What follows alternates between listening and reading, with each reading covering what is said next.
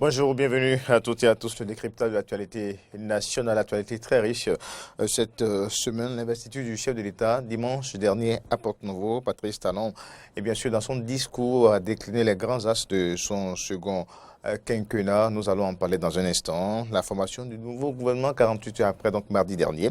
Le nouveau ministre, en tout cas, Patrice Talon, a opté pour une certaine continuité. Je ne sais pas si c'est effectivement l'avis de mes deux confrères sur le plateau et qui vont opiner tout à l'heure, en tout cas sur la liste des 23, il n'y a eu que deux nouvelles entrées dans ce gouvernement. Ensuite, le coup de force au Mali, alors qu'on ne s'y attend pas du tout et que la transition semblait, bien sûr, s'amorcer et prendre corps dans le pays. Les militaires ont à nouveau réagi. Voilà, donc le Premier ministre, Mortawan, et puis le président de la transition, Bada, donc démis de leurs fonctions. La transition à rude épreuve au Mali. Nous allons également en parler sur ce plateau du décryptage de l'actualité politique nationale, internationale. Merci d'être avec nous. À ma droite, Gilles Chris Chidi, journaliste indépendant. Chers confrères, bonjour. Bonjour à vous, Corneille, et bonjour à tous nos téléspectateurs.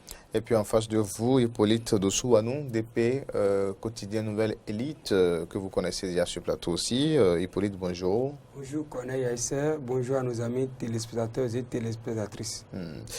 Alors, si tout va bien, Monsieur Si, qui est à la réalisation aujourd'hui, si on peut peut-être revenir, si Monsieur Si peut nous aider donc à revenir un peu sur ce discours, à écouter juste un extrait, peut-être du discours d'investiture du chef de l'État, si c'est possible.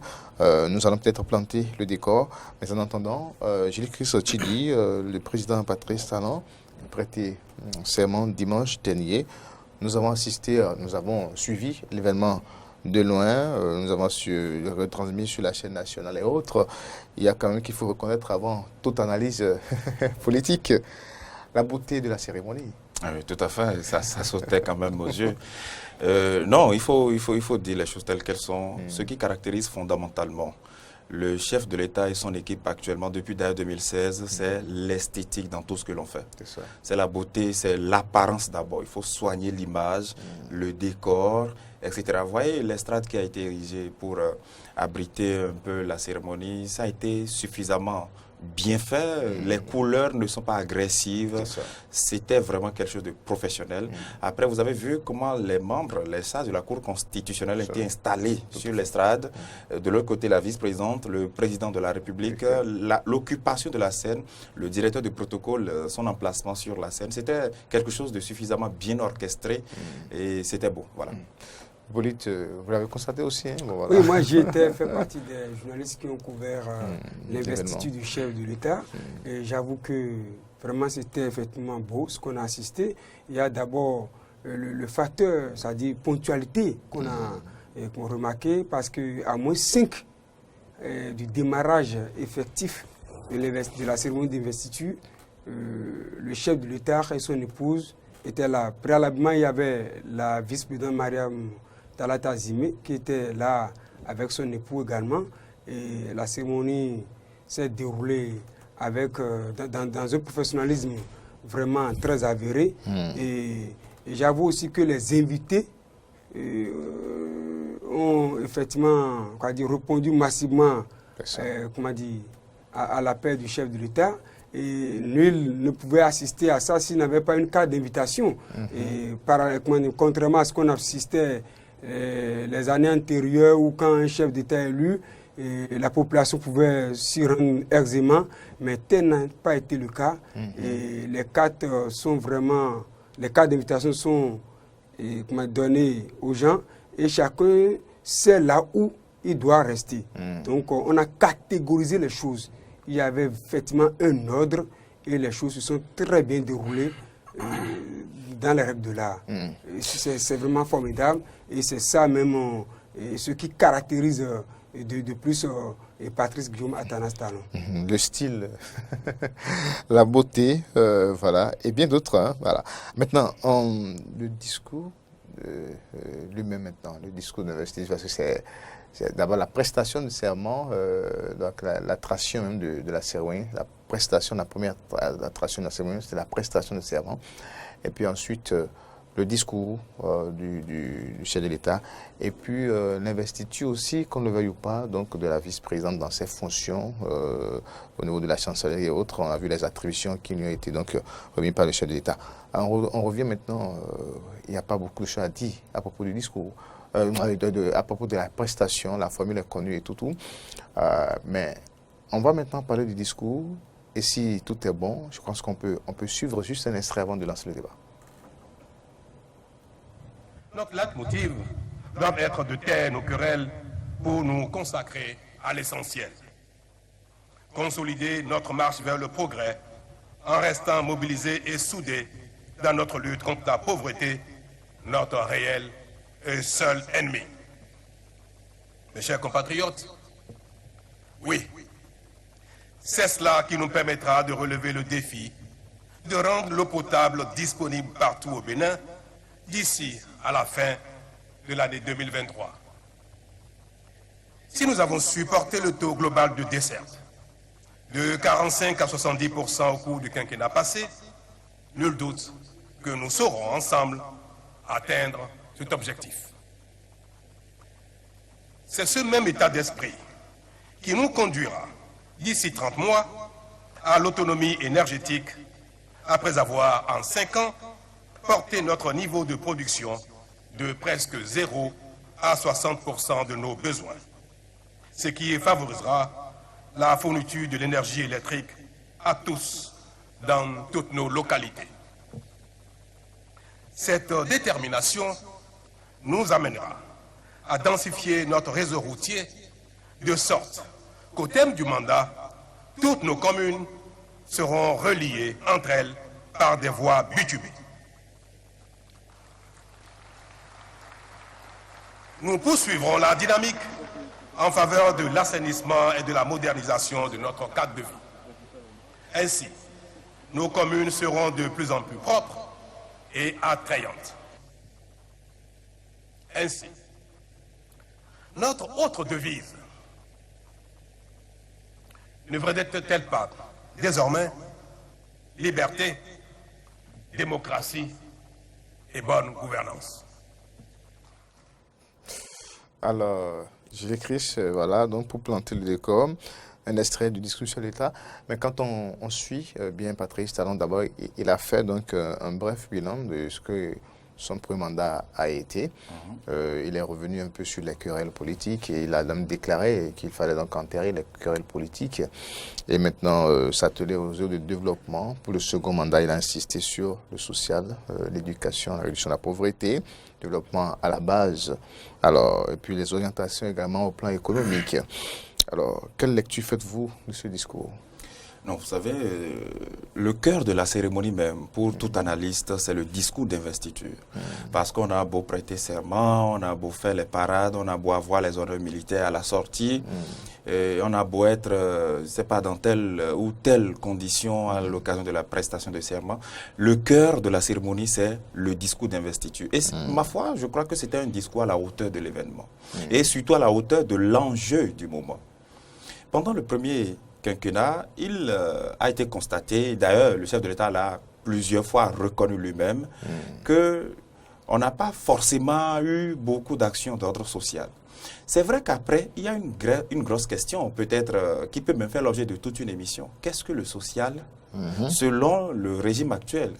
Parce que là, on a entendu souvent les ministres, certains soutiens du régime dire le social, ce n'est pas lorsqu'on va distribuer de l'argent, ce qui est vrai. Le social, ce n'est pas lorsqu'on fait du porte-à-porte. Le chef d'État l'a même dit lors de sa campagne, lors de sa tournée à Abomey, que par le passé, l'argent volé circulait et que les cadres revenaient au village et on disait « faut vous souvenez voilà. ». C'est-à-dire le grand frère est revenu et que même celui que tu peux avoir comme ton enfant, ton petit enfant, va t'appeler grand frère parce que tu as l'argent. Mais que cet argent-là n'était pas de l'argent gagné honnêtement, que c'était de l'argent volé. Il l'a dit plusieurs fois. Alors aujourd'hui, il a dit dans son discours d'investiture le 23 mai que le second mandat sera hautement social. Hautement social. Il a employé un adverbe, hautement social. Et là, d'abord, ça rassure de ce que, effectivement, le chef d'État lui-même promet que les gens vont souffler un peu. Mais qu'est-ce que le social, justement? Et là, c'est l'autre question fondamentale. Est-ce qu'il consistera, ce social-là, à peut-être amoindrir les taxes? Ma foi, ce serait la solution idéale. Parce qu'on a dû réfléchir ces dernières années pour permettre à l'État de continuer à tenir bon. On va peut-être parler tout à l'heure du gouvernement, etc., etc. Mais on a constaté que l'État a cherché des solutions tout le temps pour pouvoir tenir face au choc économique qui a dû saisir le monde entier, avec notamment l'arrivée de la pandémie. Mais face à ça, on a constaté une hausse des taxes. Un peu partout, la création même de nouvelles taxes. Récemment, ça ne vous a pas échappé que sur les réseaux sociaux, on a dû dépoussiérer une ancienne loi où, disons, un auteur d'une grossesse doit aller faire une déclaration de paternité.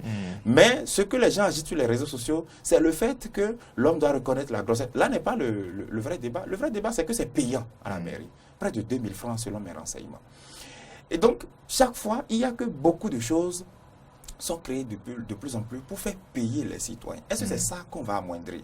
Déjà, par exemple, il y a une réforme fondamentale qui a été réussie parfois. La réforme de l'état civil, par exemple, où on a créé la NIP pour moderniser l'état civil. Lorsque vous voyez un peu le caractère sécurisé des pièces, le caractère numérique des pièces, où, selon les explications que moi j'ai eues à la NIP, on ne va plus légaliser les pièces de la NIP. La légalisation, c'est quoi?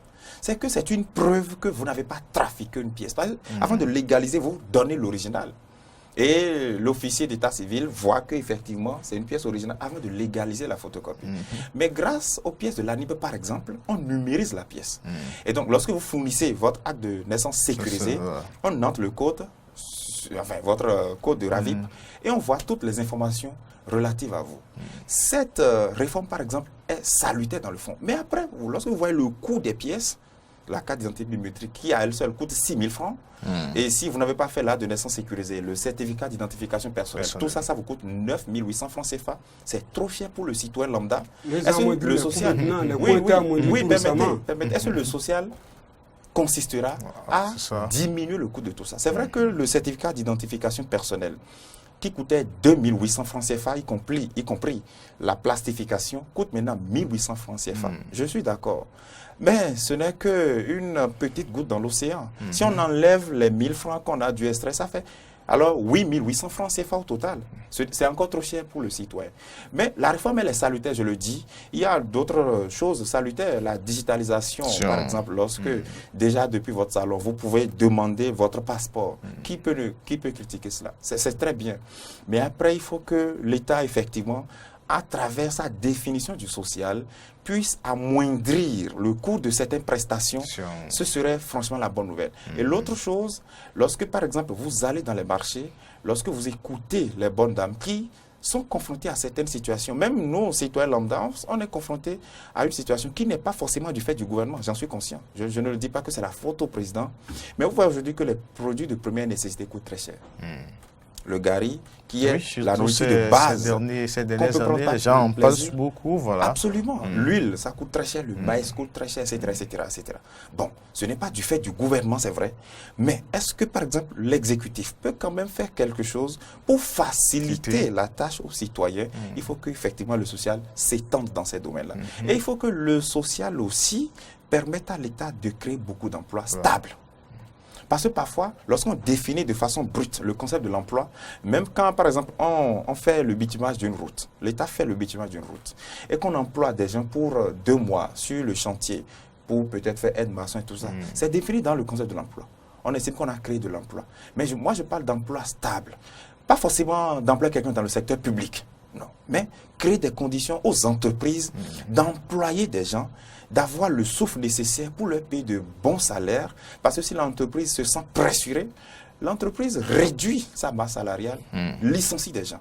Et par ces dernières années, on a constaté beaucoup de pertes d'emplois dans le pays. Beaucoup de gens ont perdu leur emploi. Il faut que dans ce quinquennat, effectivement, l'État permette aux citoyens de souffler, ceux qui travaillent, de se sentir beaucoup plus à l'aise dans leur travail, de jouir pleinement de leur travail, et que ceux qui ont peut-être perdu leur travail retrouvent leur boulot, parce que derrière un seul emploi perdu se trouve toute une famille allongée ou rallongée qui se trouve dans le noir. Et donc, il faut que, franchement, l'espoir placé en ce président de la République et son gouvernement, à travers son discours qu'il a majestueusement présenté et tous les mots sont à leur place. Tout ce qu'il a dit, franchement, c'est ce qu'il fallait dire. Mais après, vous savez, il y a la parole, il y a l'acte. Et on attend beaucoup dans les années. D'accord. Donc, pour le social, c'est justement, ce sont là vos attentes. Absolument. Non, l'essence même du deuxième quinquennat, c'est le social. Parce que le projet de société, en tant que candidat, il avait dit, le développement, ça y est. Et pendant la campagne, il a tout le temps dit, maintenant, vous avez tout le temps souffert, maintenant, vous allez souffler. Il a dit tout le temps, tout le temps. Donc, c'est le moment de... Rappelez-vous qu'en 2017, il disait à Parakou, absolument, il disait à Parakou, c'est là où j'allais en venir, je vous invite à serrer la ceinture, parce que ça va secouer. Hein, accrochez-vous. C'était ça. Mais maintenant, il dit, je vous invite à vous installer confortablement, tout le monde aura à manger. Donc, quand c'est comme ça, c'est vrai, c'est beau, c'est agréable, mais il faut que très vite, on explique en même temps aux citoyens pour que les gens ne versent pas dans l'illusion. C'est quoi la définition du social? Comment est-ce que ce sera matérialisé? Le social, ce n'est pas que l'État passera de maison à maison pour distribuer de l'argent, de vivre. Oui, voilà. J'ai déjà fait des suggestions concrètes, voilà. absolument. Il faut que les gens, de là où ils sont, pour le petit travailleur, d'où qu'il soit, qu'ils sentent indirectement que ce qu'il fait là, ça lui permet de gagner. Créer les conditions nécessaires pour que... Voilà. Il y a des gens qui se réveillent à 5 h du matin. Eden TVA à Glodjigbe. Peut-être déjà à 5 h, vous allez voir des gens qui quittent leur maison pour aller travailler, qui reviennent tardivement à 23 h.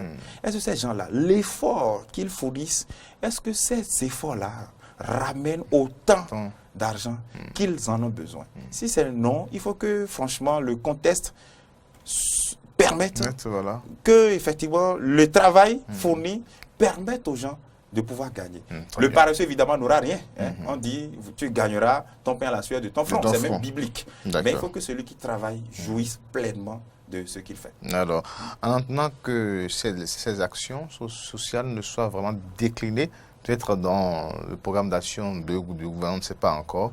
Hippolyte Dossoanou, quelle appréciation faites-vous donc du décryptage de Gilles Christ? En fait, je vais directement dans le même sens que lui, parce que le chef de l'État, dans son discours d'investiture, a pu quand même combler les attentes.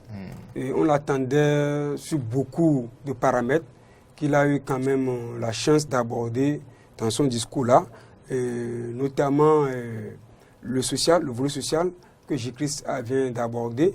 Et il a parlé aussi de l'unité nationale. Souvenez-vous que le week-end passé, on avait parlé de ça sur ce plateau, les défis qui attendent le chef d'État au cours du prochain quinquennat. Et il a abordé également l'unité nationale, où il a même dit qu'on doit, les élections sont terminées, qu'on doit faire taire maintenant les querelles. Moi, je vais aborder ce paramètre-là avant de rebondir sur l'aspect social dont Gilles a longuement développé tout à l'heure. J'avoue qu'il a dit, et nous aurions aimé maintenant, qu'en tant que père de la nation, qu'il accompagne effectivement des actes concrets. Mais aujourd'hui, nous avons deux types, c'est-à-dire de Béninois. Les Béninois qui se sentent à l'aise dans la gestion du chef de l'État et d'autres qui ne sont pas du tout avec lui parce qu'ils estiment qu'il est trop rigoureux, il est même à la limite sévère, etc. Mais nous voudrons quand même que cette bout de phrase qu'il a prononcée pour parler de l'unité nationale, pour qu'on doit faire taire les élections, quand les querelles nées des dernières élections présidentielles. Et des réformes politiques. C'est des réformes politiques que nous ne refusons pas. Aujourd'hui, nous avons certains leaders politiques de l'opposition qui sont en prison. Nous voudrons quand même, au nom de cette phrase qu'il a prononcée, faire taire les querelles nées des élections-là, qu'il fasse un clin d'œil à ceux-là, peut-être pour leur permettre de retrouver la liberté. Quoi qu'on dise, dans notre conscience, le chef de l'État est le premier magistrat, est le magistrat suprême du pays. Donc c'est lui qui, dans toute la juridiction, sont dans ses mains, si je peux m'exprimer ainsi. Et l'autre chose aussi, il a parlé, il a abordé les réformes dans le secteur de l'éducation. Patrice Talon, au cours de son premier quinquennat, les citoyens disent souvent que certains opérateurs économiques sont venus au pouvoir, et comme le secteur éducatif ne gênait pas de devises, donc Patrice Talon n'y s'y pense pas. Non, mais on a compris qu'à travers ce discours, Patrice Talon est en train de réfléchir quand même pour refondre notre système éducatif qui est en inadéquation avec les actuelles réalités que nous vivons. Et il a dit qu'il va créer une centaine de lycées, lycées et collèges, de lycées techniques, une centaine de lycées techniques. Il a martelé. Donc nous attendons effectivement que le connaissant, quand il dit en termes quand même de réalisation, en termes de mise en exergue des réformes, il a l'habitude de le faire. Nous osons croire quand même qu'il le ferait au cours de ce mandat. Il a abordé aussi de la fourniture du réseau électrique, de l'électricité, que toutes les localités seront électrifiées. Il a aussi dit que toutes les communes seront reliées par des voies bitumées. Mais j'avoue que s'il arrivait à réaliser ça là, mais ça serait quand même un miracle pour les Béninois. On l'applaudirait des pieds et des mains au soir de son deuxième quinquennat. Et le chose aussi, il a parlé de la dématérialisation de l'administration et des finances. Bon, il a déjà démarré au cours de ce premier quinquennat où aujourd'hui, tu peux être à n'importe quel lieu, tu peux demander avoir un registre du commerce, avoir un cahier judiciaire, certificat de nationalité et bien d'autres. Et j'ai pris cela tout à l'heure avec la création de l'ANIP qui fait quand même des merveilles, qui fait des prouesses.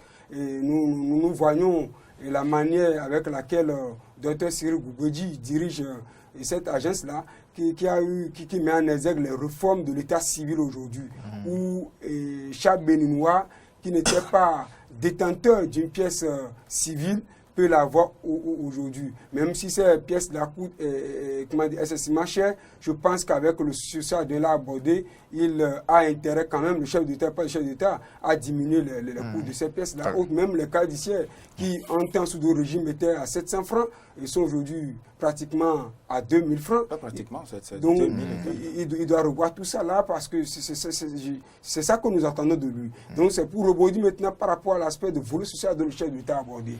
Il a dit qu'il fera de ce mandat un mandat hautement social. Nous sommes d'accord. Le social, lui-même, sait que c'est là où on l'a beaucoup critiqué. Et il a reconnu, s'il a martelé et fait sortir effectivement la pour dire hautement au cours de ce discours d'investiture, ça veut dire qu'il a conscience qu'il a quelque chose à faire sur ce terrain. Mais le social, comment va-t-il le décliner? Est-ce à dire qu'il faut ressusciter certaines sociétés d'État comme au NASA, où on avait diminué pratiquement le coût des denrées alimentaires? S'il va le faire, bon, je pense que ça serait la bienvenue parce que tous les droits ne sont pas égaux. Et les gens essayent de travailler, mais ils ne gagnent pas, et comment dire, le salaire ne leur permet pas de gagner convenablement les énergies qu'ils déploient chaque jour pour servir la nation. Et il va falloir aussi que le chef de l'État, je l'ai dit la semaine passée, sur la question de l'emploi. J'ai beau aimer la phrase de mon collègue qui disait qu'il souhaiterait que le chef d'État crée des emplois stables. Parce qu'au cours de son premier quinquennat, des ministres sont sortis pour avancer des chiffres qui avaient agité l'opinion publique en disant que des centaines de milliers d'emplois étaient créés. Mais quels sont ces types d'emplois qui étaient véritablement créés? C'est les emplois précaires, c'est des emplois temporaires. Peut-être on est en train de construire les logements sociaux à Roidola. Si vous trouvez un contrat de 2 mois, de 6 mois pour être aide-maçon ou bien être champatier, on dit qu'on a créé de l'emploi. Oui, nous sommes d'accord qu'on puisse quand même associer les nôtres aux expatriés à qui on confie la construction des infrastructures de l'État, mais qu'au-delà de ça, qu'on crée véritablement des emplois stables.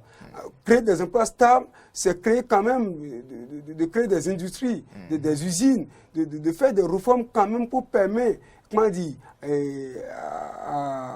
de recevoir du moins le service du volontariat pour permettre à jeunes d'avoir des contrats de 2 ans renouvelables 1 fois, 2 fois, où ça peut déboucher sur des contrats à durée indéterminée. C'est ça que nous voulons. Si aujourd'hui le chef d'État parle du social, je ne pense pas qu'avec sa rigueur, ou bien avec le schéma d'habitude qu'on a opéré au cours de son premier quinquennat, que Benoît puisse croire aujourd'hui que quand Patrice Talon parle du social, qu'il va attendre quelque chose qui va tomber dans ses mains. Non, ce n'est pas ça.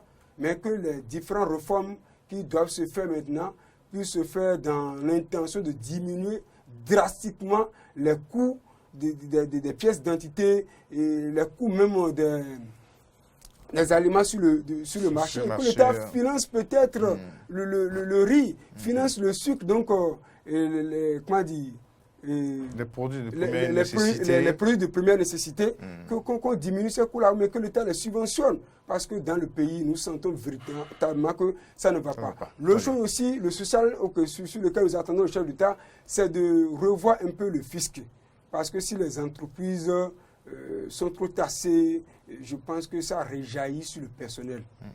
Très bien. Donc il n'a qu'à revoir tout ça là. Et aujourd'hui, nous qui sommes aujourd'hui dans le domaine de la presse, que l'État cherche aussi à nous accompagner. On ne va pas parler des autres sans parler de nous-mêmes. Donc nous voudrons quand même que tout ce que le chef d'État a eu à dire le jour-là, qu'il les mette du moins en application. La chose que je vais aborder pour terminer, il a réitéré sa volonté manifeste de lutter contre l'impunité et la corruption. Donc il a dit, il a redit encore dans son discours d'investiture.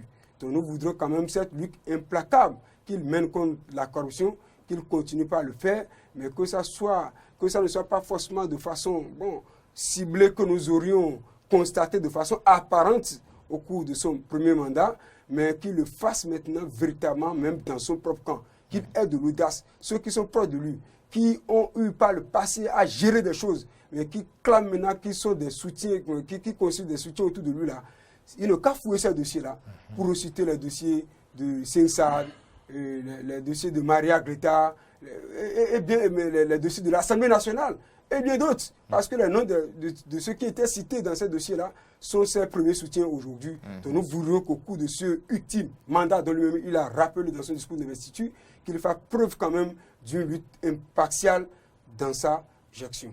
Alors, je reviens quand même à un aspect assez important aussi quand il parle de telles querelles politiques. Alors, comment y parvenir aujourd'hui si, à la veille de l'investiture du chef de l'État, le discours était qu'il n'y a pas de dialogue à faire avec des terroristes, avec certaines oppositions? Oui, vous savez... Est-ce une déclaration juste pour donc emballer un peu la circonstance, ou comment cela pourra-t-il se faire concrètement? On a un chef de l'opposition nommé par le gouvernement qui représente une opposition éclatante ou en lambeaux ou pas cohérente. Alors, comment on peut faire taire les querelles politiques dans ces conditions? J'ai bien aimé votre développement dans la question déjà. Non, il faut être honnête. Le chef de l'État, à l'occasion d'un discours d'investiture, a senti la nécessité, à juste titre d'ailleurs, de se mettre au-dessus de la mêlée. Oui. De paraître au moins comme quelqu'un qui fédère. Donald Trump, lorsqu'il prenait le pouvoir, il clamait aussi l'unité nationale. Mais après, il n'a jamais rien fait de plus que de diviser l'Amérique. Je ne dis pas que c'est le cas ici, mais c'est pour dire qu'à l'occasion d'un discours d'investiture, il y a certaines formules au moins qu'il faut employer parce que le monde entier nous regarde. Mais après, voyons un peu tout ce qui a conduit à toutes ces querelles dont on parle. Il faut avoir le courage de dire les choses. Je l'ai dit sur ce plateau-là, déjà, me semble-t-il, en novembre, à l'occasion de ma dernière venue, où le chef de l'État était encore tourné. Et j'ai dit que j'entendais les responsables politiques du Parti Les Démocrates dire qu'ils ne voulaient pas du parrainage et que c'était une grosse erreur qu'ils s'apprêtaient à faire. Mais c'était déjà de l'euphémisme ce que je disais, parce que plus tard on a vu que les démocrates en tant que parti politique, ce parti a même fait plus que ce que moi je voyais venir comme danger. Ils ont versé dans de l'imbroglio total. Vous avez vu les responsables dire qu'ils ne voulaient vraiment pas du parrainage, ce qui était contraire à une volonté de compétitivité, de briguer une mandature. Vous ne pouvez jamais arracher le pouvoir à un exécutif sans vous plier à ses règles. Patrice Talon n'a pas pris le pouvoir des mains de Boni Yayi en faisant des caprices. Il a déjà commencé la bataille depuis au moins 2013, où il a fait comme celui qui joue à un jeu d'échecs, en déplaçant patiemment chaque pion. Si lui, Patrice Talon, en tant qu'exilé en France, a pu, sans mettre pied au pays, faire élire le président de l'Assemblée nationale, faire trembler la nation alors que Boni a été encore au pouvoir, ce n'est pas quand il devient président de la République qu'il va paraître faible. Et quand on a quelqu'un comme ça, il faut être suffisamment stratège, un génie dans la tête. Moi, j'ai entendu beaucoup de gens dire l'opposition n'a pas les moyens, c'est faux. L'opposition a tous les moyens financiers qu'il faut. Vous voyez comment, au sein des démocrates, je disais tout à l'heure, on a dit qu'on ne veut pas du parrainage. Grosse erreur. Mais, comme si ça ne suffisait pas, le même parti a fait débarquer quelqu'un d'autre. Selon mes informations, c'est Boni Yayi, le président d'honneur qui aurait fait ça, a fait débarquer Rekia Madougou comme candidate. Bon, entre autres logiques, elle apporterait des appuis financiers, etc., etc. Mais peu importe. Elle, contrairement au mot d'ordre du parti, est allée réclamer les parrainages en sourdine. Donc, imbroglio total, ça fait qu'ils n'ont pas pu aller aux élections. Quand on finit de faire tout ça, on s'en prend à qui? On s'en prend à soi-même. Moi, je ne veux pas faire dans du sentiment, on s'en prend à soi-même. Premier aspect. Deuxième aspect, il y a une autre catégorie d'opposition là, qu'on a appelée résistants, tout ça, courant les législatives. Tout ça, ça a disparu, je dis, comme du sel dans de l'eau. On ne sait plus où sont passés ces acteurs politiques-là. Mais vous vous souvenez que tout cet ensemble, opposition radicale, modérée, tout ça, résistance, en 2019, ils ne s'imagineraient jamais que le chef de l'État aurait eu le courage d'aller aux élections législatives sans eux. Ils ont fait dans du chantage parce que ça ne vous a pas échappé qu'en mars 2019, lorsque le chef d'État a déjà en février, le 25 février, leur a dit allez vous entendre à l'Assemblée, en mars, ils ont quand même pu trouver un protocole d'accord dans un comité paritaire présidé par Maître Adrien Mbedji. Quand ils sont repris encore pour dire non, on n'est pas d'accord. Parce que ce sur quoi on s'entendait, c'était de retoucher à l'article 80 de la Constitution pour permettre à la 7e législature de poursuivre un peu le temps qu'on retouche le code électoral et la charte des partis politiques pour permettre aux partis qui étaient exclus à l'époque de compétiter. Mais ils ont dit non, on ne touche pas à la Constitution. Mais ils auraient été de vrais animaux politiques qu'ils anticiperaient que si jamais l'élection se déroule sans eux, ça aurait beaucoup de corollaires. Résultat, cause les pilles sans eux. Voilà, oui, ils n'ont pas pu anticiper. Cause les pilles sans eux, etc. etc. Mais je considère encore que même pour 2019, ils n'ont pas su que le chef d'État irait aux élections sans eux. Une fois que ça a été fait, ils auraient dû quitter ce terrain de chantage, de caprice et tout ça pour prendre leur destin en main. Lorsque, à l'occasion des communales, pour une raison ou pour une autre, les démocrates n'étaient pas encore nés, FCBE a pu avoir quelques maires, et que pour la présidentielle, Boni Aï aurait été à la place de Talon, enfin, Talon aurait été à la place de Boni Aï, dans ce contexte de présidentielle, qu'il ferait tout pour renverser la vapeur, au moins pour qu'on ait un second tour. En faisant quoi, par exemple? Si, par exemple, le chef de l'exécutif a les cartes en main, autant que Patrice Talon a eu les cartes en main, et que le jeu a été suffisamment contrôlé tel qu'on l'a vu, et que même il y a eu des duos qu'on a qualifiés de poids plume. Dans la presse internationale, on dit que ce sont des candidats sans envergure. Paul Humpé, Djemba, et puis Irénée Agossa. Boni Aï aurait pu, s'il était suffisant, il avait le sang-froid, etc., etc., dire, bon, on va prendre le chef d'État dans son propre piège. Il aurait été fou qu'il appellerait à voter pour Djemba, par exemple, que la tendance aurait changé. Au moins, on aurait eu un second tour. Mais il a fait dans du sentiment. Et lorsque vous tirez les conclusions du premier quinquennat, avec un recul, vous constatez que Patrice Talon n'a jamais eu d'opposition face à lui. Il a toujours eu des ennemis. Parce que le camp Yahi n'a jamais digéré avoir transmis le pouvoir. Non seulement avoir perdu le pouvoir, mais l'avoir transmis à l'ennemi juré de Boni Aï. Donc, ils n'ont pas fait de l'opposition. Est-ce que vous avez une fois vu des opposants sortis pour attaquer un projet dans le fond avec des experts, pour dire, bon, le chef de l'État veut lever des fonds sur le marché boursier. Voici techniquement là où ça va nous conduire. Vous avez une fois vu ça? Ils ont toujours fait des attaques personnelles. On veut restaurer la démocratie. Mais ce n'est pas ça qu'on mange. Et donc, du coup, le chef de l'État, à la fin, dit, pas question d'amnistier encore qui que ce soit. Parce que moi, j'ai eu des informations qui peuvent vous faire dresser les cheveux sur la tête. Où toutes les interpellations là, au moins 400 personnes ont été interpellées. On n'a jamais interpellé quelqu'un sur un coup de tête. Au moins, des gens ont dû entendre parler de quelque chose. C'est ça. Au moins quelque part, quelqu'un a dû entendre parler de quelque chose, on l'interpelle. Est-ce qu'aujourd'hui on peut faire aujourd'hui, lorsque le chef de l'État dit si ces dossiers voilà, toujours très bien, pour chuter, lorsque le chef de l'État dit qu'il faut faire taire les querelles et tout, d'abord il a été très clair. Pas de réconciliation sans pardon. Et on ne peut pas pardonner quelqu'un qui ne reconnaît pas ses erreurs. Donc, la question, elle est complexe. Aujourd'hui, je crois que on n'a pas d'opposition en face. Vous-même, vous avez vu, ils n'ont pas été du tout à la hauteur. Ils n'ont pas quelqu'un à leur tête qui soit suffisamment un génie dans la tête. Ce n'est pas l'argent le problème. C'est d'abord être capable d'anticiper tous les coups. S'ils étaient capables, déjà, aujourd'hui, on peut supplier à genoux Patrice Talon d'introduire encore son projet de révision qu'il a introduit en avril 2017. Il refuserait.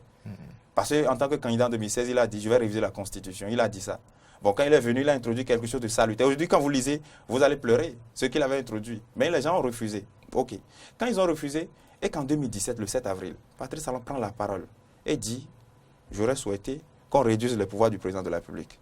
Ils ont refusé pour des raisons politiques. D'accord. Le temps est mon allié désormais. Cette phrase qu'il a prononcée là, les gens n'ont pas vu le contenu de cette phrase. Le temps est mon allié désormais. Et les journalistes se focalisent sur est-ce que vous allez revenir, mais il dit 2021 est loin. C'est pour dire tout ce qui va se passer avant 2021. Et on a vu, en 2018, la Cour constitutionnelle a fini son mandat, il a placé ceux qu'il doit placer pour que le jeu change, etc.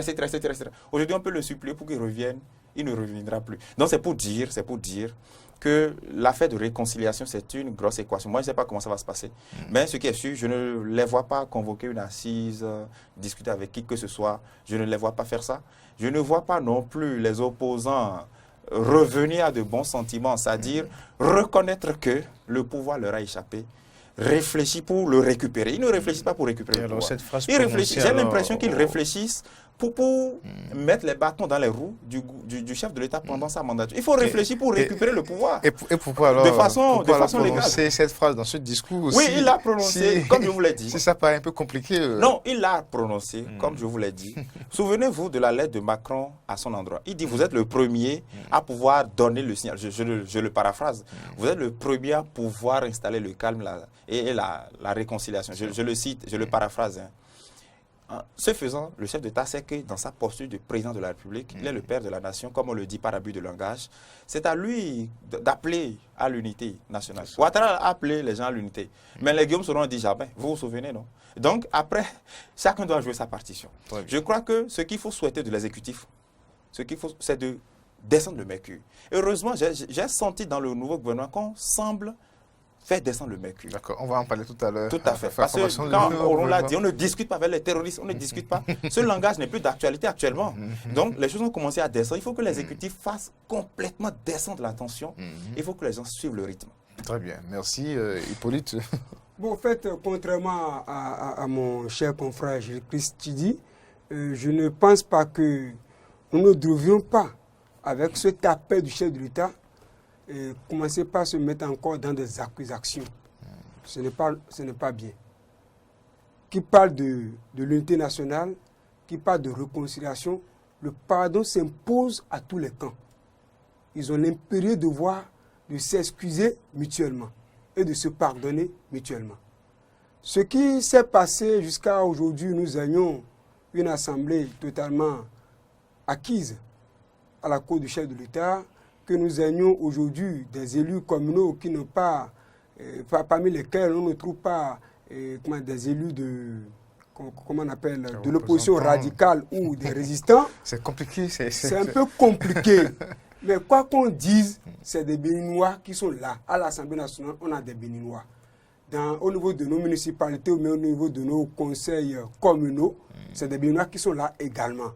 Donc, ce qui se passe aujourd'hui, où on interpelle les gens de l'opposition, nous sommes d'accord. Et c'est là peut-être, je peux rejoindre à la limite près Tchidi qui disait tout à l'heure que l'opposition même s'est pris dans son propre piège. Ce qui voudra dire quoi? Si l'opposition était véritablement organisée, on ne va pas arriver à là où nous en sommes aujourd'hui. Qu'est-ce que veut dire par là? Boni Yahi, Patrice Talon du moins, Patrice Talon, c'est un phénomène politique. C'est quelqu'un que les Béninois ne connaissaient pas en tant que tel avant 2016. Mais dans l'ombre, ceux qui sont les vrais acteurs politiques savent que c'est lui qui était le véritable noyau dur autour duquel se gravitaient même tous ceux qui ont été élus chef de l'État à partir de 90. Mais si Yahi Boni, qui a eu la chance de collaborer avec ce dernier, aujourd'hui se retrouve dans l'opposition et qui fait preuve d'un amateurisme jusqu'à ce niveau, c'est là où je pourrais plus ou moins le condamner. Yahi Boni et Talon a vu du moins qu'aujourd'hui, que ceux-là, c'est des gens qu'on peut affaiblir juste avec les tests. C'est avec les tests qu'on a affaibli l'opposition. C'est avec les tests. Et quand on le fait, il se met dans le dilatoire, au lieu de s'asseoir véritablement pour réfléchir, pour voir quelle manière, quelle méthode il faut adopter. Mais c'est l'autre, vous voyez, comparaison n'est pas raison, mais j'ai coutume de citer quand même Paul Roupet qui a été intelligent. Et il a enjoui allègrement les fruits de son intelligence. Oui, il faut le dire. Qui pourrait imaginer, même si nous sommes sur une terre de croyants, les Bokono du Bénin consultaient le fond, disaient qu'Okunkwe serait le chef de file de l'opposition en 2021, mais on dirait non. Mais cela a été fait. C'est parce qu'à un moment donné, il a dû faire preuve de flexibilité pour gagner le cœur, plus ou moins de talent, et cela lui a permis d'être là où il est aujourd'hui. Mais Yahya Boni pouvait le faire. Mais s'il a gagné le cœur du talent, il n'est plus un opposant. Hein. Non, mais ça veut dire que c'est un proche. Je ne refuse pas. Par contre, Yahya Boni reconnaît, parce qu'avant de nommer un chef d'État, il faut voir au moins la moralité de la personne. Même s'il y a des critères qui sont là, il voit que c'est quelqu'un en le nommant chef de l'opposition qui peut faire l'affaire, qui ne va pas se mettre dans des actes de violence et consorts. Ce n'est pas une récompense du travail bien fait. Bon, c'est pour vous dire, nous sommes en politique et tous les coups sont permis. Voilà. Tous les coups sont permis.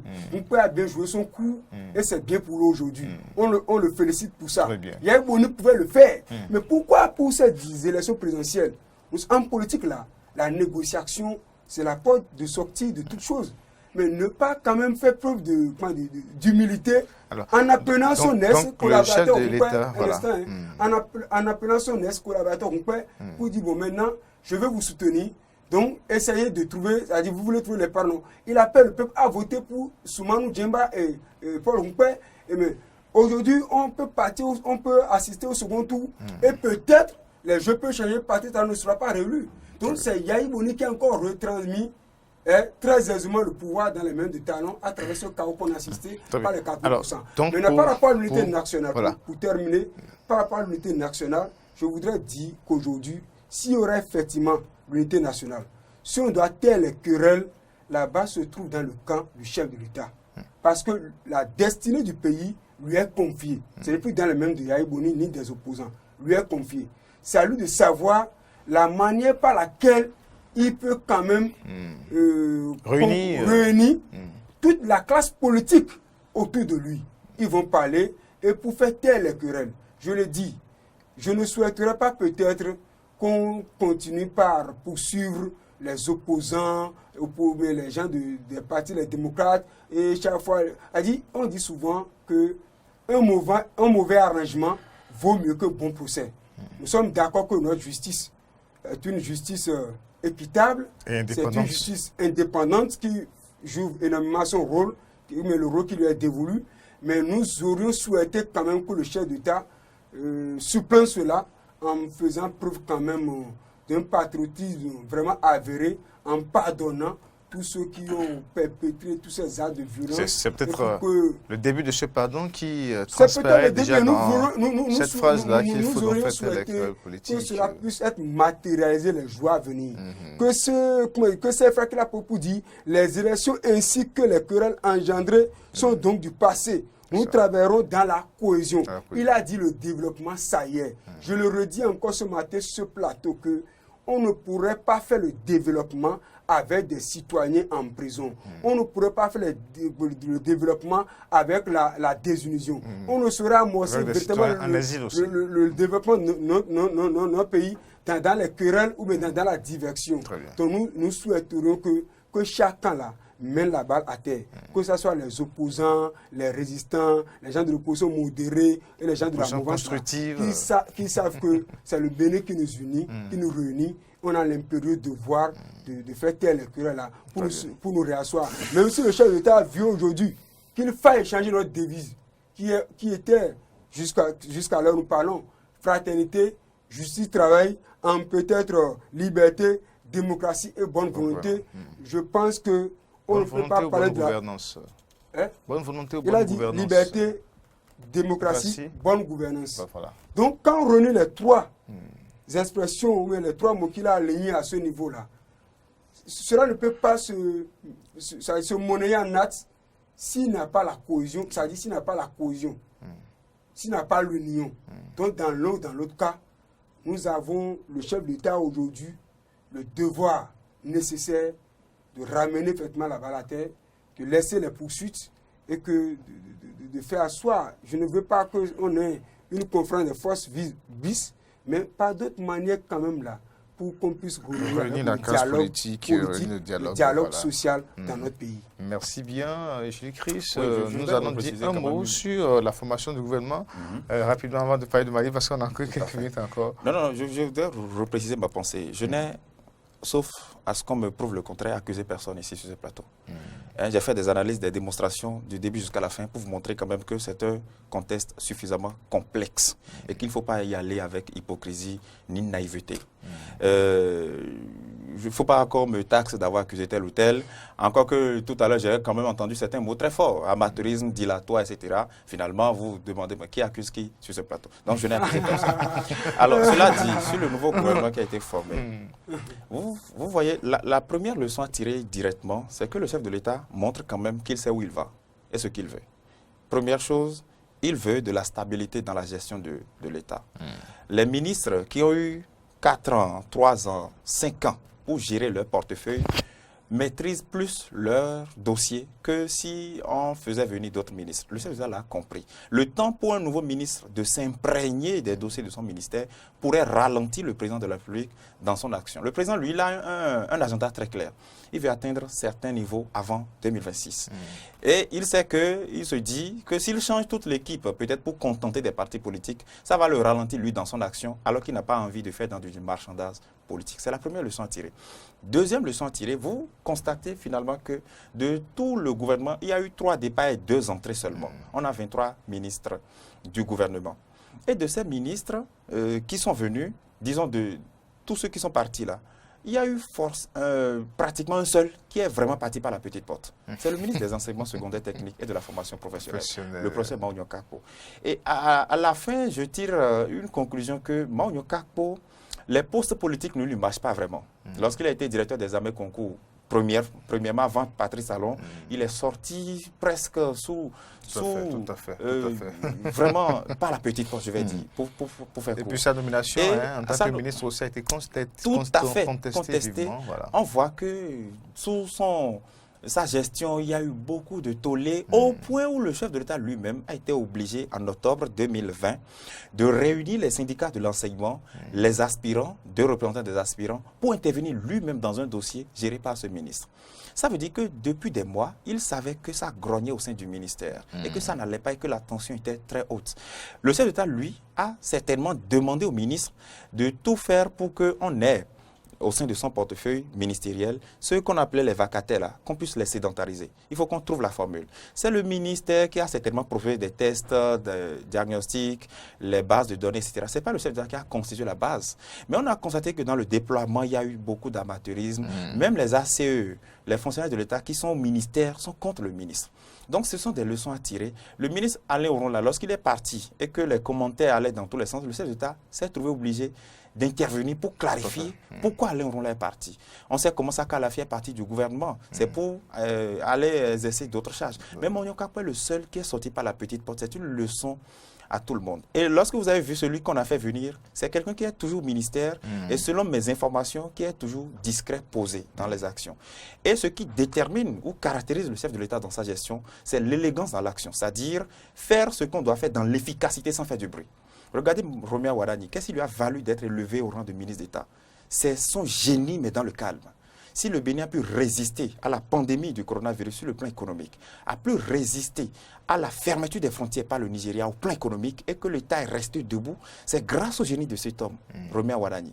Et Patrice Talon le sait. Mais Romeo Wadani a fait tout ça sans faire dans du fanfaronnade. Regardez Aurélien Agbenossi, maintenu aux affaires étrangères. Quand il parle, vous sentez qu'il maîtrise son sujet. Oswald Khomeki. Souvenez-vous, pas forcément un diplomate. Absolument. Absolument. Souvenez-vous en 2017, lorsque Anjoukwe quittait le ministère de la Culture pour transmettre à Oswald Khomeki le portefeuille, au ministère de la Culture, ça grognait. Les gens ne voulaient plus d'Anjoukwe. Et Patrice Talon l'a su. Donc, il a fait le casting qu'il faut. Il a fait venir Oswald Khomeki, qui a réuni la maison. Et lorsque Jean-Michel est venu, c'est là où je vais peut-être chuter parce qu'on n'a plus beaucoup de temps. Lorsque Jean-Michel Abimbola est venu au ministère de la Culture et que le chef de l'État a senti que son action-là suscite, ça permet au ministère de respirer. Le calme, l'adhésion, etc. Le fonds des arts et de la culture, créé dans le calme, etc., etc. Et que même malgré les marigances politiques de Jean-Michel Abimbola, dans les collines, là, pour qu'on fasse... Vous vous souvenez de l'épisode qui lui a valu même d'être suspendu au BR. Après, il est parti définir... Dans le plateau, pardon. Dans le plateau. Et qu'il est parti même du BR. Je ne donnerai pas très cher, je ne le vendrai pas cher pour ce nouveau gouvernement, mais il est revenu. C'est pour montrer que si vous êtes compétent, loyal vis-à-vis de l'action gouvernementale, le chef d'État ne regarde pas toujours les défauts des uns et des autres. Nous avons tous nos défauts. Il faut quand même tirer les leçons de ce nouveau gouvernement-là. D'accord, donc vous saluez la continuité de la nation. Oui, pour ma part, je dirais quand même que les Béninois ne devaient pas s'étonner du fait que Patrice Talon ait maintenu pratiquement tous ces anciens ministres. Parce qu'on le connaît que c'est quelqu'un qui ne se jette pas à l'eau, qui ne gère pas le pays avec du sentiment. Et on lui a renouvelé le mandat, ça veut dire qu'on a dit la dynamique continue. Si les Béninois ont opté pour dire que la dynamique n'a qu'à continuer, ça voudra dire qu'il ne veut pas s'en étonner s'il maintenait l'équipe avec laquelle il a eu à travailler, mais qui a permis au peuple de lui replacer encore la confiance. Maintenant, le départ de Mano Kakpo, ça c'est la deuxième leçon, c'est un départ quand même qui est apprécié depuis d'un. Souffrez que la semaine dernière, on a eu à dire ça dans ce plateau, que c'est l'un des ministres qui n'a pas pu bien conduire les réformes qu'on lui a confiées. Les réformes qu'on lui a confiées, arrivé à un moment donné, il se trouvait dos au mur et il se naviguait dans ce que nous serait véritablement qualifié. Mais un universitaire de cette trempe quand même devait être au-dessus de la mêlée. Mais Mano Kakpo, regardez ce qui s'était passé hier quand il passait les rênes du ministère à son successeur. Mais c'est triste. Mais que cela doit quand même inspirer d'autres ministres, d'autres personnes qui sont appelées à servir l'État à travers plusieurs fonctions. Pour dire, quand vous confiez quelque chose, faites-le dans l'humilité, faites-le dans l'écoute de vos collaborateurs et faites-le en sachant qu'un jour, lorsque vous ne serez pas là, quel regard les gens porteront sur vous. Mano Kakpo, vraiment, c'est vraiment honteux. Je préférerais lâcher un peu le mot. L'autre chose aussi, le métier dans le gouvernement du ministre peut-être Oswald Khomeki, tous les Béninois souhaitaient cela parce que c'est un ministre qui a donné tout le mérite qu'on n'imaginait pas de lui parce qu'il n'était pas un acteur du sport en tant que tel. Mais avec lui aujourd'hui, les équipes nationales arrivent à défendre valablement les drapeaux nationaux. Et à travers lui, il y a les réformes qui s'opèrent aujourd'hui. On n'a plus des clubs qui appartiennent à des individus, mais des clubs sportifs. Vous voyez, ça dit qu'aujourd'hui, que quand quelqu'un est un joueur professionnel au Bénin, il peut véritablement jouir du fruit de son travail. C'est ça que nous souhaitons. D'accord, merci. Le jeune ministre Khomeki, le jeune ministre Khomeki, qui a bien né, une âme bien née, pourrait-on dire, qui a été publicité ministre d'État. Je pense que nous souhaiterions quand même que le chef de l'État maintienne le cap comme ça, mais qu'il fasse quand même tel qu'il a promis à d'autres partis politiques, comme Mouel Bénin et l'UDBN, qui ont aussi véritablement le maillot. Nous aurons aimé, comme il a fait appel à un des membres du PRD, qui leur donne également des postes militaires, mais des directions des sociétés d'État, pour qu'on puisse les voir aussi à l'œuvre, quoi qu'on dise aussi des militaires à la base, qui les observent, qui les analysent. Merci, Hippolyte Dossou. Et puis la passation au niveau du ministère de l'Intérieur, vous avez vu la belle réponse de Sakalafia. Il a été intelligent, mais qu'il est un ingénieur, mais il avait à gérer quand même la police républicaine. Merci à vous. On n'a pas pu donc aborder le sujet concernant le Mali. On va en parler peut-être la semaine prochaine. Merci à toutes et à tous. Stop et fin, forum de la rédaction. On vous donne rendez-vous la semaine prochaine. Au revoir et bon week-end à toutes et à tous. Bye bye.